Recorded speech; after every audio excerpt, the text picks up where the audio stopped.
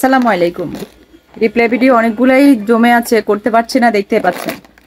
এই যে ওকে নিয়ে বসছি এদিকে, এই যে আয়ান, ওকে ঘুম পাড়াইলাম।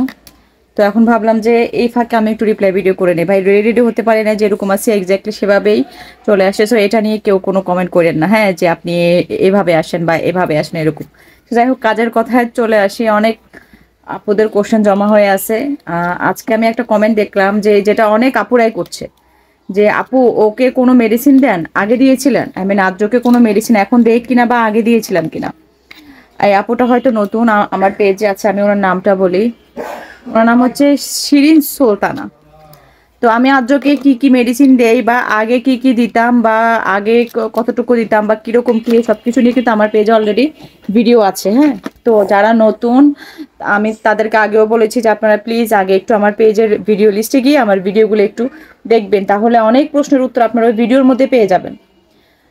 তো যাই হোক, আপুটা যেটা জানতে চেয়েছে ওকে কোনো মেডিসিন দেই কিনা। হ্যাঁ, অটিজম যে বাচ্চাগুলো হাইপার, হ্যাঁ, আমার বাচ্চার ঘুমের প্রবলেম নাই, ছোটবেলায় ছিল, তাদেরকে হাইপারনেস কমানোর জন্য কিছু মেডিসিন দেয়া লাগে। আমি আদ্রকে সেই মেডিসিনটাই দেই, আর যেটা হচ্ছে একটাই মেডিসিন দেই, আর ওইটার মানে সাইড ইফেক্ট যেন না হয় সেজন্য আরেকটা দেই মেডিসিন। সো টোটাল ওকে আমি 2টা মেডিসিন দেই। আর আগে যেটা বলছেন যে ওকে আমি যখন প্রথম ডক্টর দেখাই, ওর বয়স যখন 3.5 বছর, আই মিন 4.5 বছরের কাছাকাছি, তখন থেকে আমি ওকে মেডিসিন খাওয়াই, শুধুমাত্র অস্থিরতা কমানোর জন্য, যেন কিছুটা শান্ত হয়।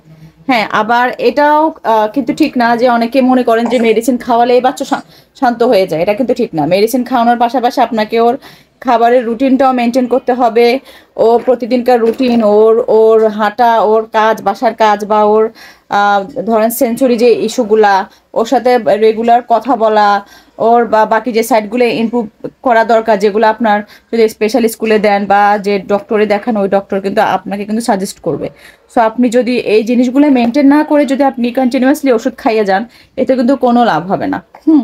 কারণ একটা সময় এই ওষুধের ইফেক্ট কিন্তু আপনার বাচ্চার হবে না। সো আপনি তখন শুধু ডোজ শুধু বাড়িয়ে যাবেন, এতে কিন্তু কোনো লাভই হবে না। সো যারা শুধুমাত্র মেডিসিনের উপর ডিপেন্ড করেন, আমি তাদেরকে বলবো যে মেডিসিনের পাশাপাশি যদি আপনার বাচ্চা হাইপার হয়ে থাকে, তাহলে অবশ্যই খাবারটা কন্ট্রোল করতে হবে। দেখেন আন কিভাবে তার তাকায় আছে, কিভাবে আমি ভিডিও বানাই বলেন আপুরা। তো সেক্ষেত্রে অনেক বেশি অস্থির, অনেক আপুরা বলছেন যে বাচ্চা ঘুমায় না, অনেক বেশি অস্থির। যত দ্রুত পারেন শিশুর নিউরোলজিস্ট দেখান। অস্থিরতা কমানোর জন্য অবশ্যই বাচ্চাকে মেডিসিন খাওয়াতে হবে। আর যদি ঘুমের প্রবলেম থাকে, সেজন্য সেটাও বাচ্চার সাথে আপনারা ডিসকাস করেন, সরি ডাক্তারের সাথে ডিসকাস করেন। কি বলতেছে আপুরা, দেখতে পাচ্ছেন আমি এডিট করার সময় পাই না যে এটা যে কেটে দিব। যাই হোক, আশা করি আমার আপুরা বুঝতে পারছেন যে আমি কি অবস্থার মধ্যে আছি।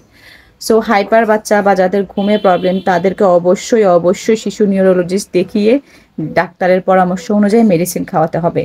তাহলে আপনার বাচ্চা কিছুটা শান্ত হবে, ঘুমে কিছুটা ইমপ্রুভ হবে।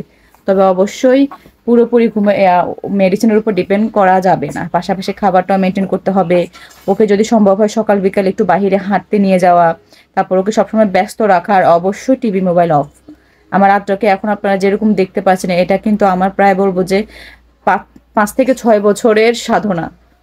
6 বছরের সাধনার পর আজকে আমার আদ্র এরকম, ওকে আমি এখন সব জায়গা নিতে পারি। আমি কালকে একটা ভিডিও দিয়েছিলাম, আপনারা হয়তো দেখেছেন, যে কি সুন্দর সে, আমি যখন মোবাইল কিনতে গেছি ওইখানে চুপ করে বসে আছে, যেটা আমার কাছে কল্পনা ছিল। তো এগুলো কিন্তু এত সহজে হয় নাই। সো আবারও ভিডিও লাস্টে সবাইকে বলতেছি, যারা নতুন আছেন তারা প্লিজ একটু আগে আমার পেজের ভিডিও লিস্টটা চেক করে ভিডিওগুলো দেখেন, তাহলে আরও অনেক প্রশ্নের উত্তর পেয়ে যাবেন। সো এই ছিল অনেক তাড়াহুড়ার মধ্যে করা ভিডিও। আশা করবো যে সবার ভালো লাগবে, সবার কাজে আসবে। সো অবশ্যই যদি ভালো লাগে, কাজে আসে, ভিডিওটা শেয়ার করে দিবেন, আর আমার পেজের সাথে থাকবেন, আবার সন্তানদের জন্য দোয়া করবেন। আল্লাহ হাফেজ সবাইকে।